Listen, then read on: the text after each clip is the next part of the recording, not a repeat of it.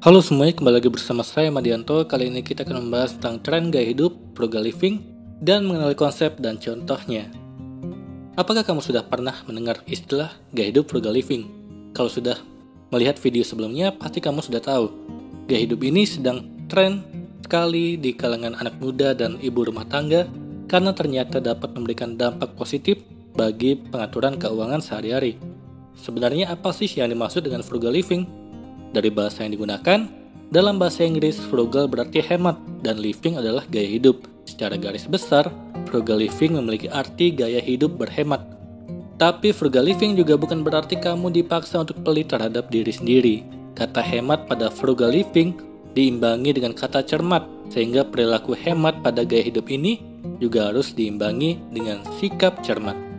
Baru-baru ini, tren gaya hidup frugal living sedang banyak dijalankan oleh anak-anak muda dan ibu rumah tangga. Perilaku hemat cermat terbukti ampuh untuk mengatasi masalah keuangan di masa mendatang. Lalu apa saja contoh gaya hidup frugal living yang bisa bermanfaat untuk menjaga kesehatan keuangan? Yang pertama, selalu pastikan unsur butuh dan mampu saat membeli sesuatu. Frugal living tidak sama dengan pelit. Jadi bukan berarti dalam rangka berhemat kamu jadi pelit pada diri sendiri, sampai-sampai tidak mau mengeluarkan uang sama sekali. Konsep gaya hidup ini mengajarkan pada kita bahwa terdapat dua unsur yang harus terpenuhi saat ingin membelanjakan uang, yaitu butuh dan mampu. Apakah bisa jika hanya salah satunya saja? Jawabannya tidak.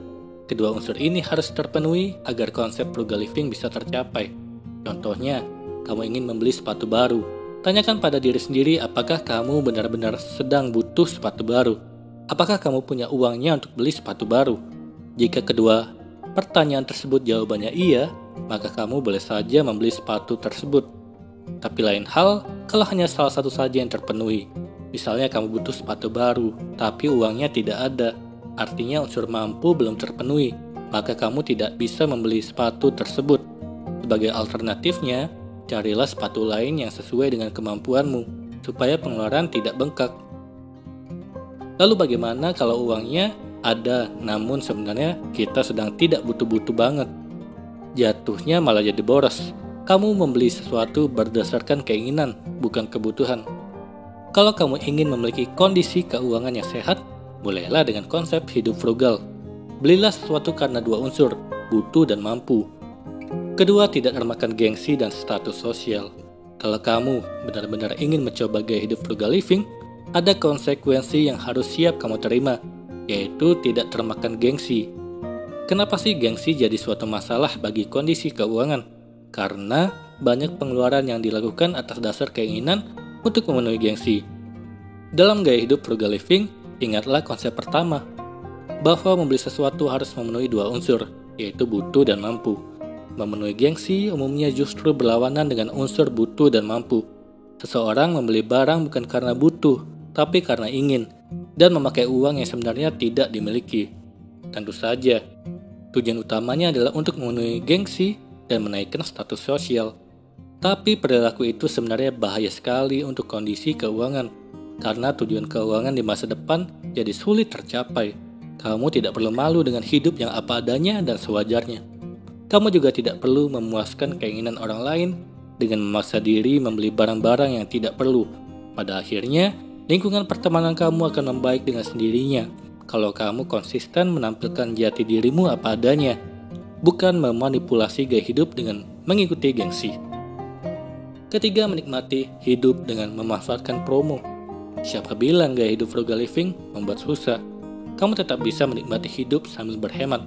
Caranya adalah dengan memanfaatkan promo. Sekarang ini sudah banyak sekali promo yang diberikan oleh berbagai bidang usaha, mulai dari marketplace, aplikasi transportasi, dan fitur lainnya. Manfaatkan promo tersebut untuk memenuhi kebutuhan kamu, termasuk untuk biaya hiburan. Tidak ada salahnya membeli voucher untuk berlibur dengan memanfaatkan potongan harga atau diskon. Jadi kamu tidak perlu khawatir akan ketinggalan update kalau menjalani gaya hidup frugal living.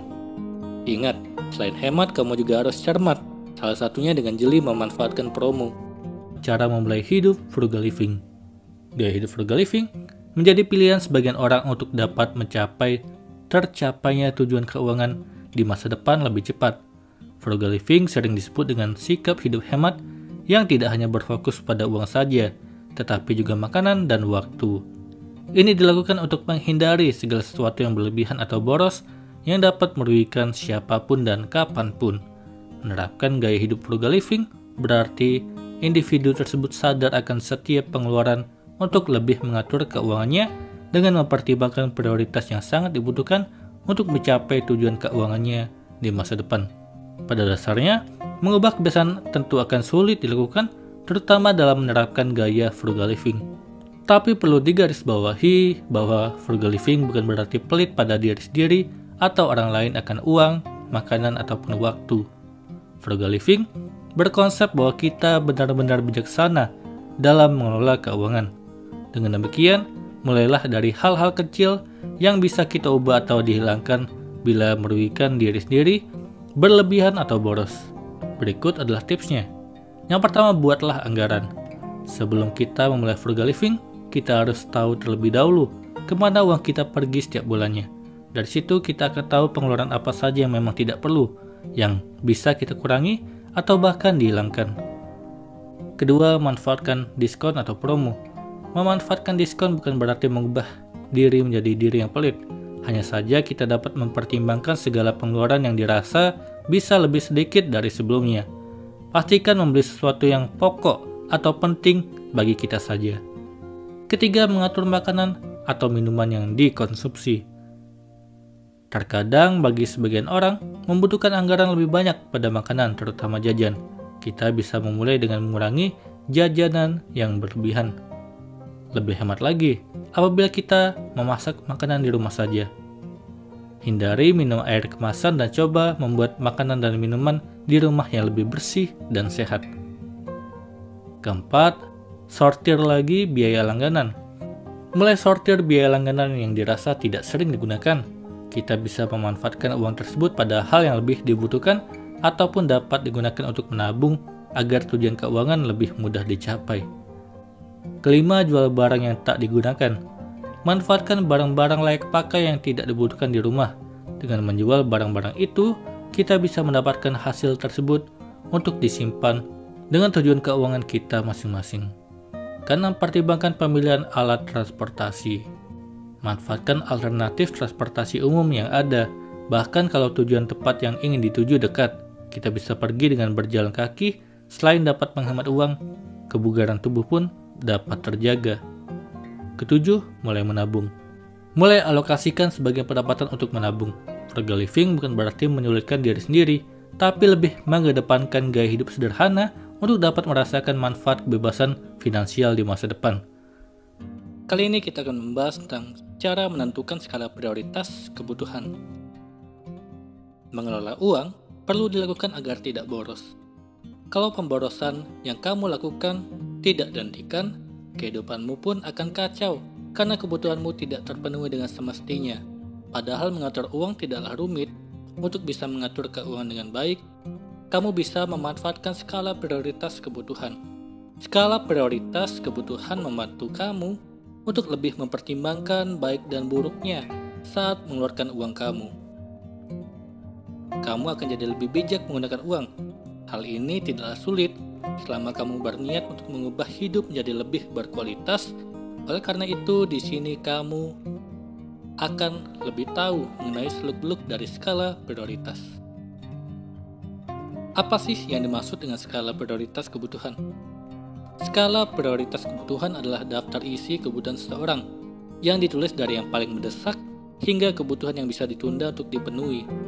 Dengan skala prioritas kebutuhan, kamu akan berusaha memenuhi kebutuhan yang bersifat penting terlebih dahulu dan menahan diri membeli kebutuhan yang bisa diadakan nanti. Skala prioritas ini sangat penting untuk kamu yang biasanya sering mengeluarkan uang tanpa pikir panjang. Tahu-tahu uangmu sudah menipis dan kebutuhan utama kamu malah terlewatkan. Atau ujung-ujungnya kamu menyesal karena menghambur-hamburkan uang untuk sesuatu yang tidak jelas. Hal ini tentu akan merepotkanmu.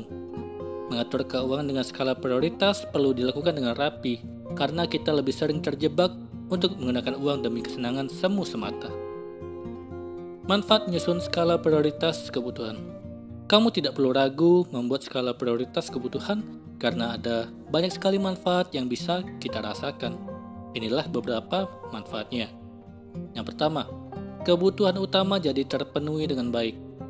Pernahkah kamu merasa bahwa gajimu sudah lebih tinggi dibandingkan setahun yang lalu, tapi kamu malah merasa pemasukanmu masih saja kurang? Hal itu membuatmu tertekan untuk memenuhi kebutuhan utama kamu saat ini. Bisa jadi hal itu terjadi karena kamu tidak menyadari bahwa pengeluaranmu jadi tambah banyak. Akibat kamu lebih sering membeli barang yang sebenarnya tidak menjadi prioritas. Intinya, mau pemasukan kamu kecil dan besar, kamu perlu menerapkan skala prioritas kebutuhan agar kebutuhan paling penting bisa lebih dulu terpenuhi. Kedua, membantu kamu untuk lebih hemat. Skala prioritas untuk kebutuhan yang kamu susun akan mampu mewujudkan hidup hemat yang sudah lama kamu rencanakan. Menyusun skala prioritas adalah salah satu cara mudah untuk mewujudkan hidup hemat.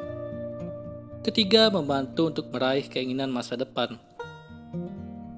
Skala prioritas juga akan membantu kamu meraih keinginan di masa yang akan datang. Kamu mungkin sekarang belum bisa meraih keinginan karena banyak yang harus kamu tahan. Tapi suatu saat nanti kamu pasti bisa meraihnya. Selama kamu mengikuti rencana kamu, cita-cita itu tidak datang sendirinya. Kamu perlu mengusahakannya, entah berapa lama waktu yang kamu butuhkan. Tapi ketika kamu berhasil meraih cita-cita, itu akan menjadi pengalaman ajaib yang tersimpan terus di memorimu. Keempat, memudahkanmu dalam perencanaan keuangan. Menyusun skala prioritas juga membantu kamu dalam merencanakan keuangan yang lebih terarah. Dengan skala prioritas, kamu jadi lebih tahu mana kebutuhan yang harus didahulukan, mana yang dapat dipenuhi nanti. Dengan begini, kamu akan jadi lebih bijak mengeluarkan uang. Kamu juga jadi lebih mudah menabung yang awalnya sangat sulit dilakukan. Berikut adalah cara menyusun skala prioritas kebutuhan. Menyusun skala prioritas untuk kebutuhan sebenarnya tidaklah sulit karena materinya diambil dari keseharianmu. Skala prioritas setiap orang bisa berbeda-beda. Kamu tidak perlu menyamakan kebutuhanmu dengan orang lain. Jadi seperti inilah cara menyusun skala prioritas untuk kebutuhan itu. Yang pertama, menyusun kebutuhan sesuai dengan tingkat kepentingan. Skala prioritas itu tidak ada contohnya. Karena kamu yang menentukan sendiri, kamu pasti akan tahu mana kebutuhan yang harus dipenuhi saat ini juga, dan mana yang bisa dipenuhi nanti. Catatlah kebutuhan tersebut dari yang pertama hingga yang paling akhir. Skala prioritas bisa saja berubah setiap bulannya, melihat dari perubahan tingkat kepentingannya. Misalnya bulan ini kamu perlu membeli obat jenis tertentu karena jatuh sakit. Tapi bulan berikutnya kamu sudah sembuh, sehingga membeli obat menjadi prioritas yang paling bawah. Kedua, menyusun kebutuhan sesuai dengan kesempatan. Kebutuhan juga ada yang mempertimbangkan berdasarkan kesempatan yang kamu miliki. Maksudnya adalah kesempatan itu ada sekarang dan tidak ada lain kali. Apabila kamu melewatkannya, kamu malah akan lebih merugi. Untuk itu kesempatan juga penting untuk kamu pertimbangkan. Ketiga, menyusun kebutuhan sesuai dengan kemampuan. Kamu perlu menentukan skala prioritas kebutuhan berdasarkan dengan kemampuan. Kemampuan ini tidak hanya soal penghasilan, tapi juga soal usaha, waktu yang bisa kamu sediakan, dan keahlian. Hal ini dilakukan agar kamu dapat menyusun skala prioritas tanpa merasa terbebani. Kalau kamu merasa terbebani, kamu akan mudah stres. Keempat, menyusun kebutuhan belanja sesuai dengan berbagai macam pertimbangan. Kebutuhan belanja ini bisa kamu tentukan dengan berbagai macam pertimbangan, seperti harga dari kebutuhan, memilih tempat yang menyediakan kebutuhan yang kamu cari, memilih kebutuhan yang kualitasnya sesuai dengan preferensimu, dan berapa jumlah barang yang kamu butuhkan. Kelima, menyusun kebutuhan sesuai dengan masa depan. Skala prioritas untuk kebutuhan tidak hanya berhubungan dengan masa kini, tapi bisa juga dihubungkan dengan masa depanmu. Hal ini karena kamu juga boleh memiliki rencana untuk kebutuhan lebih berkualitas di masa nanti. Contoh skala prioritas di sini adalah kamu lebih memilih investasi jangka panjang untuk bisa digunakan sebagai dana pensiun. Untuk itu kamu memprioritaskan investasi setiap bulan mulai dari sekarang. Itulah tadi cara mengatur keuanganmu dengan skala prioritas kebutuhan. Semoga ini bermanfaat. Sekian dan terima kasih.